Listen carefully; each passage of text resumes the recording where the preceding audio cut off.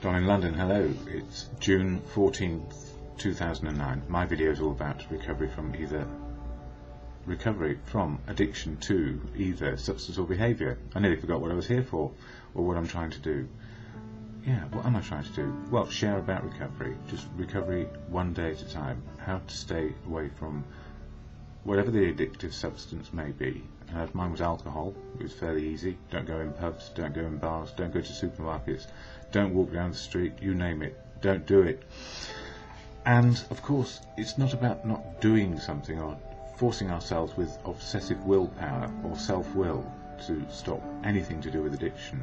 It's actually acknowledging what we've got. That's the admission to oneself and probably to those around us that we're better off not doing the harmful stuff where we've got addicted to something which is not good for us. So the most obvious is alcohol, drugs, and those are the substances, and then the behaviour which goes with them. I think any human can develop addictive, self-obsessive behaviours if life is not treating them too well. So fear comes into this a lot for me. Fear of living, fear of dying, fear of what might happen tomorrow, fear of what has gone before, and what will people think of me. And one of the biggest problems we face in recovery is to get over the prejudice we have against ourselves. It's about guilt and shame and consequences. So during our drinking times where we were out of control, or certainly taking the edge off and feeling different because of it, we may have done things which were probably unacceptable to our own ethical code, and probably unacceptable to other people's ethical code as well. But of course you have to have an ethical code in the first place before you can actually come to a place of, I need to change for the better or for the good of me and the people around me. And the problem with any addiction is it sneaks up quite stealthily and leaves us in a funny place of not being able to stop. And the first person to say, I've got to stop doing it, is the person who's doing it. And the first person to try and hide it away is the person who's doing it. So we hide ourselves, and we hide the truth from ourselves for a long time. And maybe we are in ignorance because we live in a big drinking culture, and whilst other people are getting away with it, are they? I don't know. Not my concern.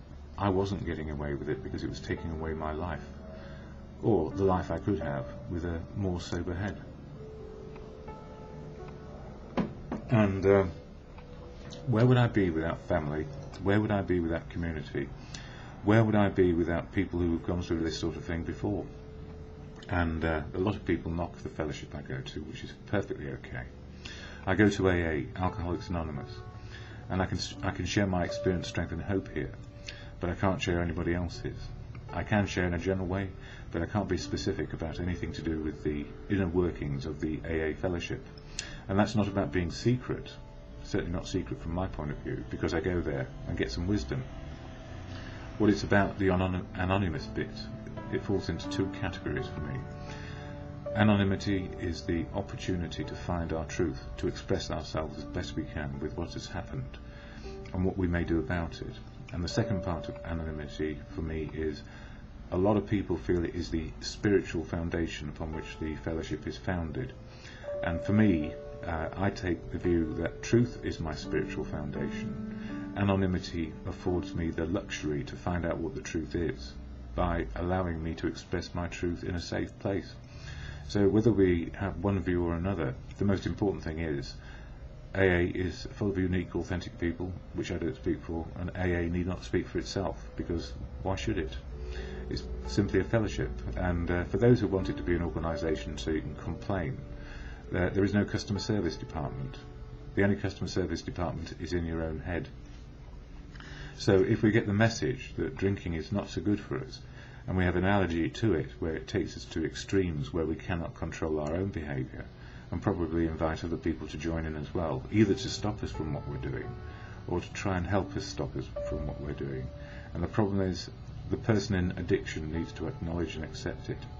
And that can take an awful long time because we're in ignorance around our drinking, because we think everybody else is doing the same thing as us.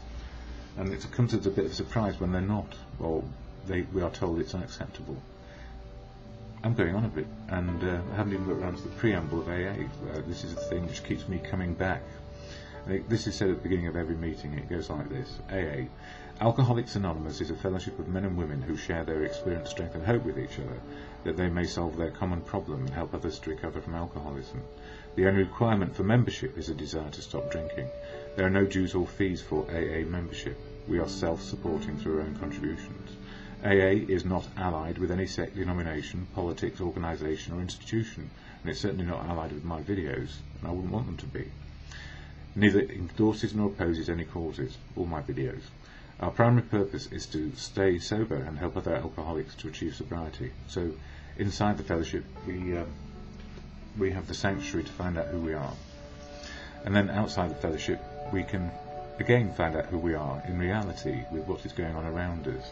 And when I can't get to meetings, I read the books of As Bill Sees It, one page a day, a little bit of reading, and the Daily Reflections, which is designed to be 1 page a day. As Bill Sees It, read as many as it hurts to actually get the message. Sober is better. Well, better for me. I can't speak for anybody else. Why should I? And in the Daily Reflections, there's a 12-step action program, and each step is covered in each month. So June's all about defects of character, or as I like to say, areas of development, which are going to be ongoing. I cannot remove the 7 vices from my head as much as I can remove the 7 virtues from my head.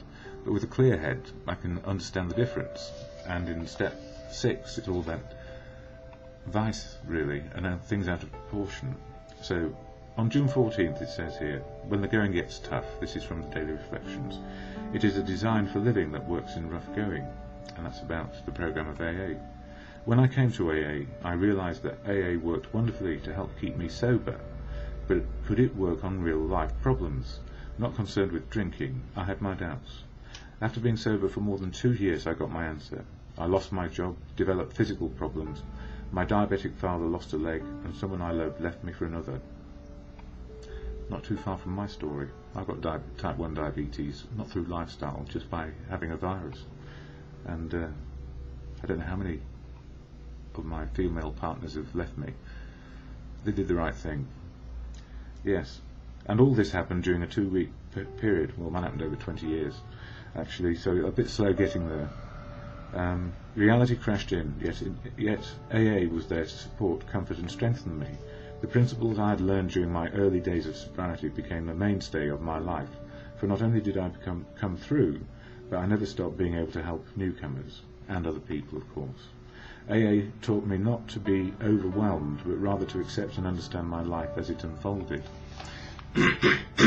And what a gift, to actually start to see life unfolding, and some of the horrible things that happen. I mean, I don't actually view type 1 diabetes as the end of the world, and if I got it when I was out there actively drinking, I'd be dead. Or rather, I wouldn't have got it, because I wouldn't have got the infection and the virus, probably, and I wouldn't have had a tooth out. So, life is just a bit weird, isn't it? And if we can accept it and learn to work and operate differently and live differently, then we've got a fighting chance. Now, in this one, As Bill Sees It, for today it says, admitted to God. Well, God is truth, love, God works through people, God is good conscience, whatever it is for you. You can be an atheist, agnostic, or a believer in a higher power. What I found is I can be all of those things depending on my life circumstances. So here it goes. Admitted to God.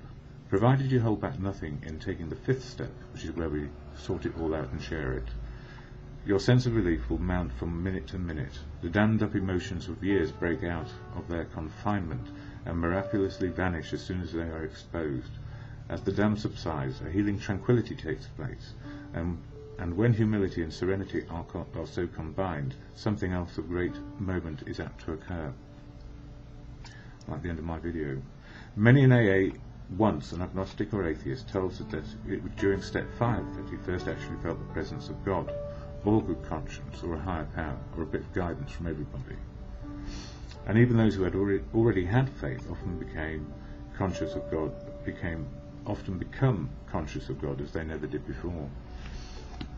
I don't know, and that's okay, because I'm just learning. So when I say the serenity prayer, God, grant me the serenity to accept the things I cannot change, courage to change the things I can, and the wisdom to know the difference. It simply is one day, whether I'm in scientific mode, emotional mode, or spiritual mode, more and on.